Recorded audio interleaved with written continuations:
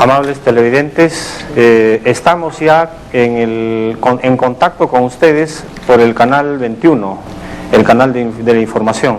Me dicen que vamos a retornar en breves instantes para poder tener una entrevista importante con un alto dirigente ayacuchano que está acá en Ayacucho y que es uno de los grandes organizadores y dirigentes supérstites del Frente de Defensa del Pueblo de Ayacucho y uno de sus fundadores y fautores en Ayacucho, que fue testigo de la emergencia o de la aparición del Frente de Defensa y tuvo directo contacto y conoce la historia de Máximo Cárdenas del Frente de Defensa del Pueblo de Ayacucho, y él con una gran autoridad nos va a relatar esta vez sus experiencias en Venezuela, y está acá, pues me refiero a nada menos que a Magno Ortega. Tras la pausa volvemos para comentar cómo la revolución bolivariana se ha ido realizando, que fue un sueño para todos los venezolanos, el, por ejemplo, tener una salud gratuita y de calidad. Hace poco, en los anteriores programas, había señalado que los medicamentos en el Perú son carísimos en virtud del Tratado de Libre Comercio, y que los monopolios dominan en el Perú, los monopolios y los mercaderes de la muerte en el Perú. Y eso es lo que está pasando en el Perú respecto de los medicamentos de alto costo, que los pobres se mueren. Mientras que en Venezuela la salud es un derecho y que se practica la gratuidad de la salud, y los pobres acceden a la salud y a los medicamentos de alto costo y los exámenes de manera gratuita. En el Perú, estos medicamentos de alto costo y aún los menos costosos son carísimos en el Perú, gracias a los presidentes neoliberales. Y va a dar su testimonio Magno Ortega Quispe.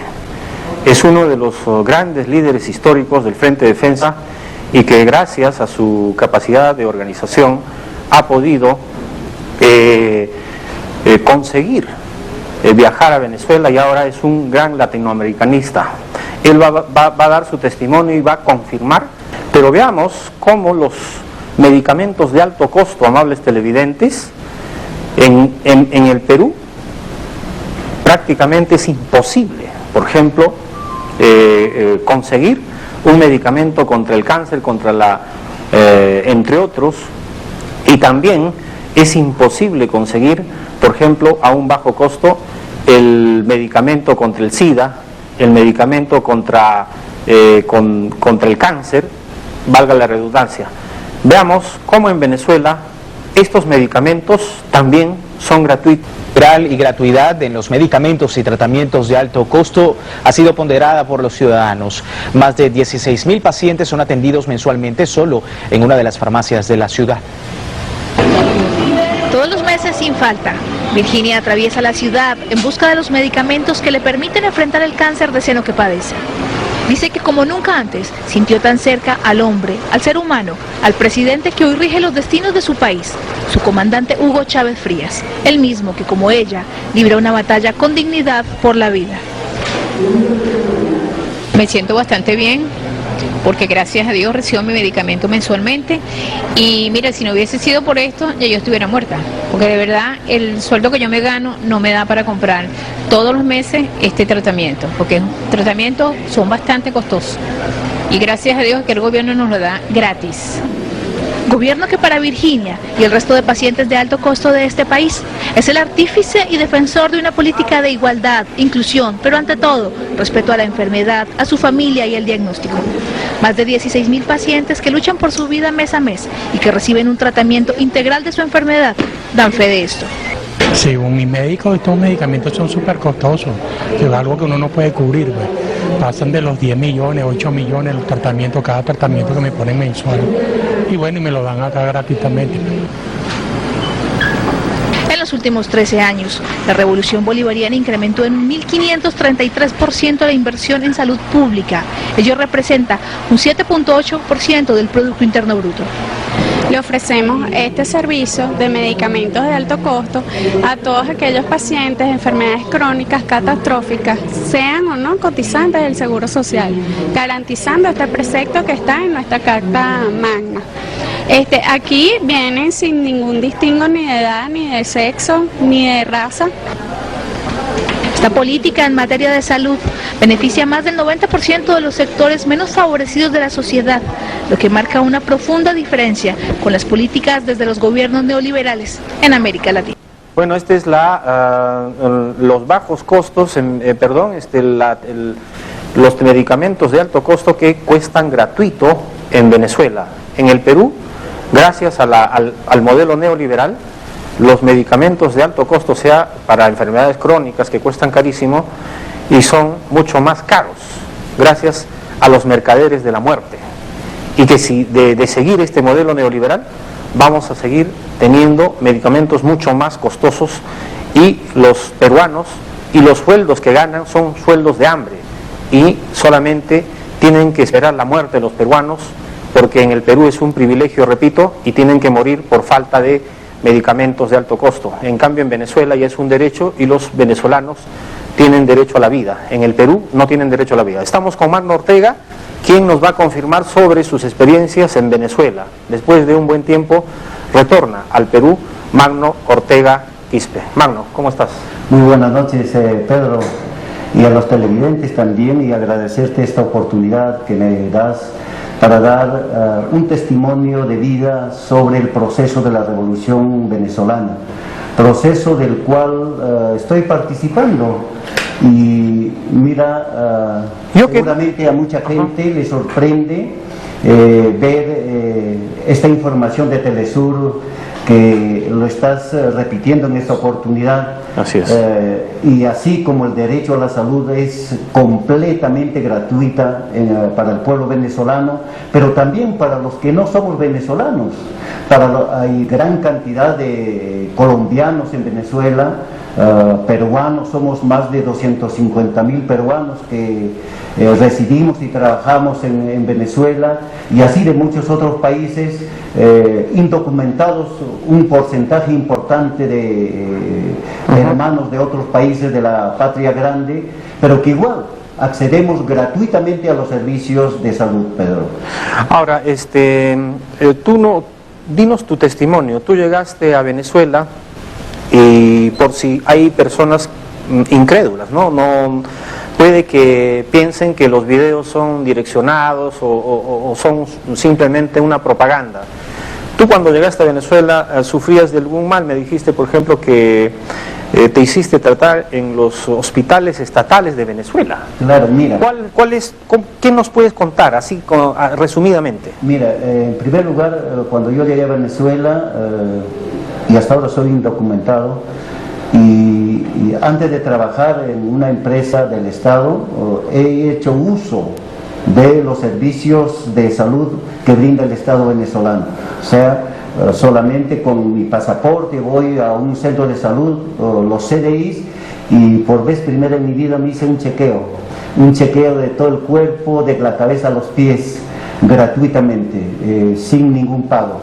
Y o luego, sea, no te han exigido ni siquiera un CIS, no te han exigido si estás asegurado, ¿no?, para darte de manera gratuita. No, no hubo ningún requisito. Ningún requisito. Con la fotocopia de mi pasaporte he hecho uso de los servicios de salud en Venezuela. Y ya cuando estoy trabajando en una empresa socialista ganadera agroecológica Maricela, hice uso de mi seguro, pero en los servicios de la salud pública del Estado venezolano, y he tenido una intervención quirúrgica que aproximadamente aquí en el Perú debe costar unos $10,000, gratuitamente he sido operado, ¿no? Una intervención quirúrgica. Y luego, el año pasado, he sufrido la enfermedad del dengue, y de igual manera recibir una atención humana en el CDI, donde trabajan los médicos y enfermeras venezolanos y también cubanos, y de igual manera gratuitamente, ¿no? Y yo sufro de la hipertensión, y los medicamentos cada mes, cada 15 días voy y accedo gratuitamente. Tengo el colesterol alto, y de igual manera las pastillas. Y el servicio es de calidad. Y de calidad. En cuanto a la salud es esto, me decías que el lentes, por ejemplo, que estás usando, sí, es un lentes que no te han cobrado ni la más mínima, claro, ni el más mínimo monto. Efectivamente, estos lentes son de la misión Milagro, donde en cada comunidad hay un centro oftalmológico. Te hacen la medición y te dan para la lectura o para andar en la calle gratuitamente, ¿no? Y mire, creo que el televidente, en todo caso, hablaríamos de un tema más general, el derecho al trabajo que tienen los venezolanos. Justamente vamos a pasar a ese tema después. Vamos a ver cuánto ganan, por ejemplo, los trabajadores en Venezuela. Parece que a eso se refería el televidente, ¿no? ¿Cuánto gana, por ejemplo, en el Perú, ¿no? O sea, eso es lo que hay que ver. O sea, si siguen ambulantes, mientras en el Perú, a causa de falta de empleo, hay una masificación de ambulantes en las calles. Claro. Y no sé si en Venezuela se conserva esa situación de ambulantes, de falta de empleo. Eso vamos a pasar más adelante. Ahora, en cuanto a la educación, Magno, ¿cómo es la educación en Venezuela? ¿Es gratuita? ¿Es de calidad? Mira, yo recuerdo las luchas del 69, Ayacucho o Huanta, donde los mejores hijos del pueblo de Ayacucho ofrendan su vida en defensa de la gratuidad de la enseñanza. Y el 2001, el 1 de julio, los acontecimientos que se suscitan en Huamanga, también en defensa de la educación pública y gratuita y de calidad. En Venezuela eso es al 100% gratuito, desde la matrícula Pedro, los útiles escolares, el transporte. Los niños, por ejemplo, de la empresa que trabajo viven en diferentes lugares, y la empresa los recoge todos los días con una movilidad.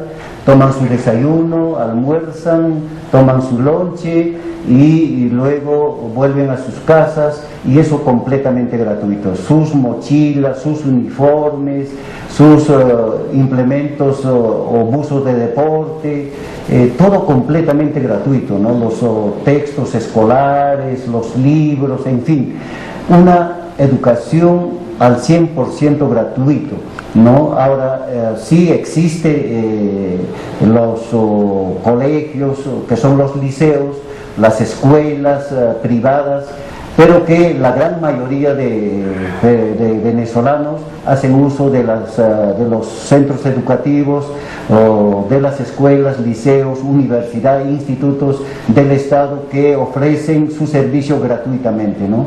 Y al contrario, en los institutos, universidades, hay becas, estímulos para los estudiantes, para que vayan superándose cada vez más, ¿no?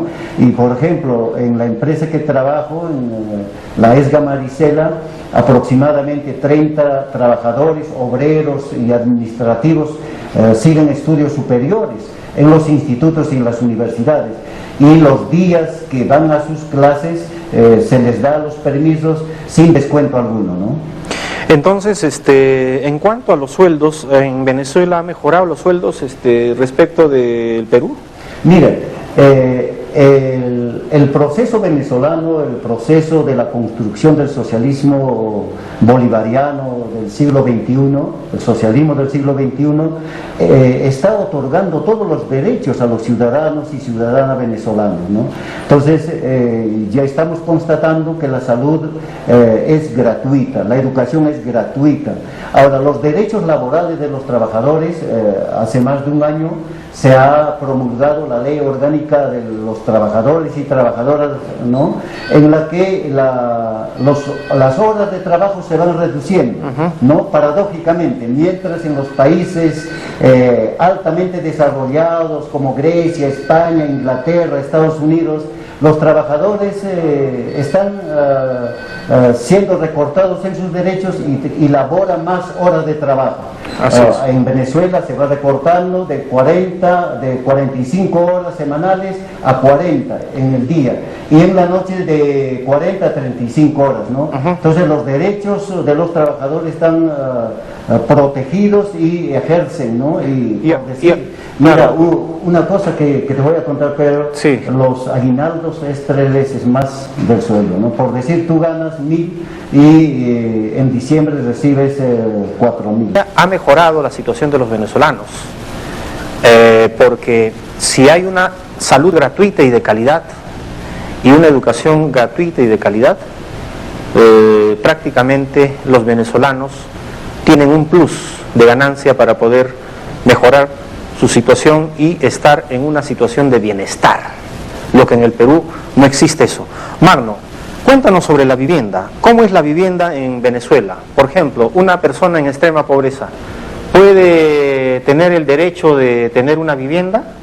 Mira, uno de los ejes del gobierno que inició un proceso importante en América Latina, el comandante Hugo Chávez, impulsó, creó la Gran Misión Vivienda. Esta gran misión permite que los venezolanos que en el pasado no tuvieron una vivienda digna tengan con esta misión, con este programa, aquellos venezolanos que vivían en viviendas inhumanas, sin los servicios básicos, ahora acceden a una vivienda digna. Mira, seguramente muy poco se ve aquí en la televisión venezolana, se ve todos los días cómo el gobierno, por entonces el comandante Hugo Chávez y ahora Nicolás Maduro, van entregando viviendas a todos los venezolanos, y la meta es que en el 2019 el 100% de venezolanos tengan una vivienda digna. ¿A bajos costos o es subsidiado? Mira, hay diferentes posibilidades, digamos, ¿no? Hay venezolanos que están en una extrema pobreza o que han sido afectados por algún fenómeno natural, y a ellos se les da completamente gratuito. Se les da la llave, se les da su título, y luego cuando ingresan se dan con que el dormitorio está implementado, el comedor, la cocina, su refrigeradora, su televisor, sus muebles. Esa es la vivienda digna que reivindica el derecho que todo ser humano debemos tener, ¿no? Es de manera con créditos bajos. Sí, también hay para la clase media, para la gente que tiene un trabajo con un aporte muy bajísimo y con años de gracia, y mensualmente pagan una suma mínima de acuerdo también al haber que perciben, ¿no? Y sin contar que ya no gastarían en salud, en educación, o sea, la salud allá es gratuita. Así es. En cambio acá no pueden comprarse una vivienda porque tienen que gastar en el medicamento, y los medicamentos son alto costo. Claro, aquí lamentablemente en nuestro país y otros países de América Latina aún el derecho a la salud cuesta. Hay que tener dinero para enfermarse y hasta para morirse, ¿no? Hay que tener dinero, porque si no te ponen un NN y a la zanja, ¿no? Pero allá no, es completamente gratuito. De igual manera el derecho a la educación, el derecho al trabajo, Pedro. Mira, existe una misión, la gran misión Saber y Trabajo, donde aquel ciudadana que no ha sido capacitada para un trabajo, ingresa a la misión Milagro, 3 meses se capacita e inmediatamente tiene un puesto de trabajo, ¿no? En Venezuela hay ambulantes, hay delincuencia respecto de los anteriores gobiernos con Chávez. ¿Cómo ha cambiado esa situación, señor Ortega? Mira, posiblemente pueden dar su testimonio los peruanos que viven allá hace 30, 20 años, ¿no? Donde abundaba mayor número de vendedores de la calle. Y ahora con la gran misión de saber y trabajo se va reduciendo y los venezolanos van accediendo a un trabajo digno. Eso es innegable y eso no lo dice solamente quien les habla. Por ejemplo, tenemos el informe de UNESCO y la Organización de las Naciones Unidas que señalan que el venezolano en la Cuarta República, antes de Chávez, comía una sola vez al día, ahora comen 3 veces al día, ¿no? Y eso es una información de las Naciones Unidas, eso no lo estamos diciendo nosotros. Y de igual manera podemos señalar en cuanto a la seguridad ciudadana, efectivamente es Caracas y otras ciudades del interior de la República Bolivariana de Venezuela es insegura, pero se va superando en la medida en que, miren, en la Cuarta República, antes de Chávez, las armas se vendían a diestra y siniestra, ¿no es cierto? Todo el mundo andaba armado. Ahora se está tomando una serie de medidas ¿no? para recoger esas armas que se vendió en el pasado y luego la población se está organizando más en el aspecto preventivo, de tal manera que los niños, los jóvenes, los adultos, por ejemplo, tienen trabajo, tienen salud, tienen educación, tienen vivienda y además tienen recreación, ¿no es cierto? Tienen actividades culturales que integra a la familia, y esto es un proceso, sabemos que todavía no es la panacea, pero creo que comparando con nuestro país en el aspecto que hemos señalado, en la salud, en la educación, en la vivienda, no en el derecho al trabajo, hay diametralmente es opuesto, ¿no? Ahora, ¿cómo es? Magno, ¿hay ambulantes como acá, como tú ves acá en el Perú? Mira, aquí, ¿qué ha sucedido en la época del alcalde Andrade? ¿No es cierto? En forma compulsiva, violenta, ¿no es cierto? Han perseguido y han hecho el derecho al trabajo, ¿no es cierto?, de los ambulantes. Allá es un proceso del derecho al trabajo que va haciendo que el comercio de la calle vaya disminuyendo, ¿no? Entonces cada vez es menos el comercio en la calle, ¿no? Ahora, se ha dicho también que en Venezuela no hay libertad de expresión. Ese es otro tema. Justamente yo estaba viendo un video donde se confirma que en Venezuela hubo más libertad de expresión que en otros países. ¿Tú puedes confirmar eso? Con Chávez ya se dio mayor libertad de expresión. ¿Cómo puedes demostrar eso, señor Ortega? Mira, si el técnico nos pudiera ayudar, ahí tengo una fotografía de un kiosco. Yo también llegué con esa inquietud de que en Venezuela no existía la libertad de prensa, la libertad de expresión. Yo tomé una fotografía de un kiosco donde se vende periódicos. De los 10 diarios o semanarios que se exhiben en un kiosco, 8 son de la oposición, ¿no es cierto? Y 2 son de parte de los que adhieren, respaldan el proceso bolivariano, ¿no? Entonces esa es la diferencia. Los medios de comunicación masivo, ¿no es cierto?, tanto periódicos, televisión, radio, está en manos de la oposición, de las transnacionales, ¿no?, del poder todavía económico que subsiste en la República Bolivariana de Venezuela. Pero también ya hay prensa alternativa, ¿no es cierto?, como algunos canales de televisión y algunas emisoras en las empresas comunales, en las comunidades, existen emisoras locales en la cual el mismo pueblo expresa su realidad, sus problemas y también plantea sus problemas o sus alternativas, ¿no? En cuanto a o sea, hay más canales de televisión opositores que en otros gobiernos. Así es, y eso es una realidad, y por eso en algún momento lo puedes mostrar, la fotografía que yo he podido traer aquí a este programa, donde se puede constatar, como te digo, de 10 diarios y semanarios que se exhiben en un kiosco, 8 son de la oposición. De igual manera, ¿no? Ustedes entran por el cable a la televisión venezolana y la mayoría son de la oposición. Entonces, así como existe en gran porcentaje programas y medios de comunicación de la oposición, también existe del gobierno, pero en menor porcentaje, ¿no? Magno Ortega, yo quería preguntarte cómo cambia Venezuela después de Chávez. Chávez, que ha dado la libertad y la soberanía a Venezuela. ¿Se va a conservar estos logros y estas conquistas en la salud, en la educación, en la vivienda, en el derecho al trabajo? ¿Este bienestar va a retroceder o va a avanzar con Nicolás Maduro? Mira, el proceso que inicia el comandante inmortal Hugo Rafael Chávez Frías es irreversible. Irreversible porque Hugo Chávez se convierte en un referente universal, en un referente de todos los pueblos oprimidos del mundo.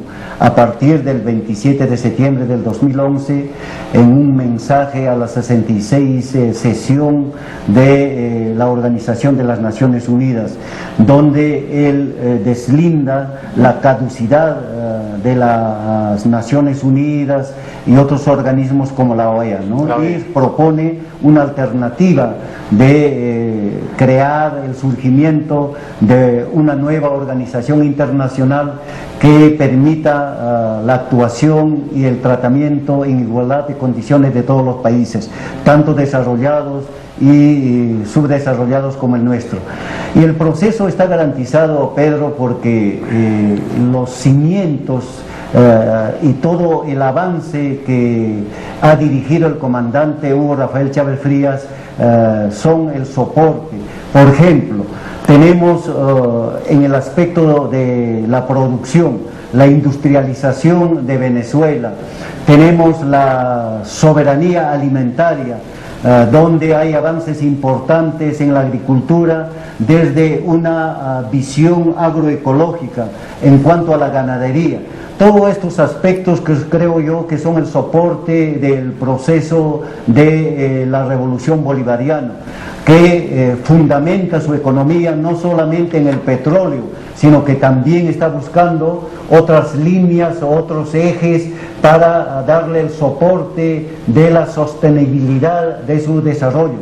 De igual manera, el pueblo está organizado en los consejos comunales, y los consejos comunales, con todos los actores sociales de su jurisdicción, de un determinado territorio, forman las comunas que son la base, el sustento del nuevo Estado venezolano, y esto está en plena construcción. Y creo yo que así como los consejos comunales, las comunas, también los trabajadores están organizados en los consejos socialistas de trabajadores y trabajadoras, donde el trabajador se está elevando al nivel de dirigir sus empresas, ¿no es cierto? Sus empresas, en el aspecto administrativo, en el aspecto de producción y también en el aspecto de fiscalización o de control. Entonces son los propios obreros que se están elevando a la conducción de sus empresas, tanto sociales, del Estado, comunales, cooperativos, etcétera, etcétera, ¿no? Y también el pueblo venezolano está organizado en milicias. En milicias. ¿No? Entonces, estos son los ejes, creo yo, que dan garantía de continuidad al proceso de cambio, al proceso de la construcción del socialismo que iniciara el comandante inmortal Hugo Rafael Chávez Frías y que ahora continúa el comandante obrero Nicolás Maduro, ¿no? Ahora, en cuanto a la Chávez, no solo quiere la libertad del pueblo venezolano, sino también ha querido, cuando vivo este gran visionario, la libertad de los demás países. Es el primero en revivir la palabra imperialismo, el sentimiento antiimperialista en América Latina que ya se había perdido en Latinoamérica, y que al decir de los Estados Unidos, prácticamente los intelectuales norteamericanos y europeos habían desaparecido de Latinoamérica y del mundo la palabra antiimperialismo, y que se decía que era aquel que hablaba antiimperialismo o aquel que generaba un sentimiento antiimperialista era un desfasado. Y aún en China, ¿no? En China que se habla de antiimperialismo y se cuestiona el imperialismo. ¿Cómo ves esta visión latinoamericanista de Hugo Chávez sobre la invasión, por ejemplo, de Libia, de Irak, y ahora últimamente la amenaza contra Siria, que es la expresión práctica del imperialismo? O sea, es un hecho que hay quienes dicen que es desfasado, pero es un hecho clarísimo. Claro, mira, Pedro, creo que hay que reconocer todos los latinoamericanos y todos los hombres que buscamos justicia, que buscamos bienestar de la humanidad, que el pueblo venezolano, dirigido, conducido por el comandante Hugo Rafael Chávez, inició un proceso importante del socialismo particular, propio, no calco ni copia, como dijera nuestro amauta José Carlos Mariátegui, ¿no? Entonces, cuando, como tú decías, habían conceptos y opiniones en el mundo y en nuestro país, en nuestra localidad de Ayacucho, que ya el socialismo se había caído, que el socialismo, hablar del socialismo ya era desfasado, que correspondía al siglo XX, etcétera. Hugo Chávez pone en tapete que estaba vigente y estaba más vivo que nunca el socialismo, y es así como Venezuela es el ejemplo, es el faro que ilumina a otros pueblos para que sigan sus procesos propios, nacionales, hacia la liberación y hacia la búsqueda de bienestar de sus pueblos, ¿no? Finalmente, Magno, cuando, según Jan Petras, en los 90 Estados Unidos dominaba toda Latinoamérica y se había hecho de sus colonias, de los países sus colonias, y que Estados Unidos jamás se lo esperaba que Hugo Chávez, Venezuela, iba a ser la única resistencia en Latinoamérica y que lo abatiera en su patio trasero. ¿Qué opinas sobre esto finalmente? Mira, el imperio no esperaba que un pueblo sojuzgado, que estaba al servicio de las transnacionales, los monopolios, como Venezuela en su cuarta república, iniciara un proceso importante y se convirtiera en el paradigma, en el faro que iluminó, como decía anteriormente, para todos los pueblos del mundo, ¿no? Y este proceso ha remecido desde sus cimientos al imperialismo, ¿no? Y creo que ese discurso en la 66 sesión de las Naciones Unidas marca el rompimiento, ¿no es cierto?, de rebeldía de los pueblos oprimidos contra el imperio, contra los países que siempre han buscado la muerte de nuestros países, de nuestras poblaciones, y han saqueado nuestros recursos, ¿no? Entonces, un proceso importantísimo para la humanidad. Era Venezuela una colonia de Estados Unidos y fue Chávez el que lo libera, y luego le sigue Bolivia, luego Ecuador y luego otros países. Así es, ahora tenemos muchos países en América Latina que están siguiendo su propio proceso de construcción, de desarrollo, de bienestar a sus poblaciones, ¿no? Miren, solamente para darnos cuenta en el siguiente hecho: Venezuela es un país que tiene la mayor reserva del mundo en petróleo, y antes de Chávez el petróleo, el barril, costaba $10 aproximadamente. Con Chávez se eleva a $110 el costo del barril del petróleo, y para eso Chávez tuvo que reactivar, fortalecer la OPEP, ¿no? Y con ese dinero, mira, de ese $10 por barril, ¿a dónde iba? ¿A los bolsillos de quién iba? ¿No es cierto? De las transnacionales, ¿no? Y de las burguesías nacionales y terratenientes de Venezuela. Ahora ese dinero al 100% retorna al bienestar del pueblo venezolano. Por eso Venezuela, el pueblo venezolano, tiene salud gratuita, educación gratuita, el derecho a la vivienda, el derecho al trabajo y así una serie de gracias a la nacionalización del petróleo, del petróleo y el proceso de la construcción del socialismo bolivariano que inició el comandante Chávez y ahora continúa Nicolás Maduro. Muchas gracias, Magno Ortega Quispe, un dirigente, una celebridad prácticamente en la organización social, un gran organizador que también pugnó por la libertad en Ayacucho, por la libertad de los ayacuchanos, y que lo sigue demostrando como un gran latinoamericanista ahora, contribuyendo a la revolución bolivariana en Venezuela, y también dice que va a viajar a otros países también para contribuir a este proceso de liberación de los países. Muchas gracias, Magno. Y tengo una curiosidad, ¿cuánto cuesta, por ejemplo, el balón de gas para finalmente terminar? ¿Cuánto cuesta el balón de gas en Venezuela? Mira, aproximadamente está costando $2 o $1.50. O sea, bajísimo, ¿no? Bajísimo. Mira, mi primera impresión fue lo siguiente, cuando fui a la bomba, que llaman los grifos, ¿no? Se llama bomba. Sí, sí. El carro, el Triptón, un camión grande, llenó el tanque lleno, y luego llenó también un cilindro y pagó aproximadamente 20 bolívares, que venía a ser casi $3, ¿no? $3, en soles, ¿cuánto sería? Sería aproximadamente, creo, 9 soles, ¿no? 9 soles. 9 o menos de 9 soles. Qué bestia, es totalmente, es una revolución prácticamente. Así es. Tus palabras finales para culminar, Magno. Muchas gracias, espero que esto sea solo el preámbulo.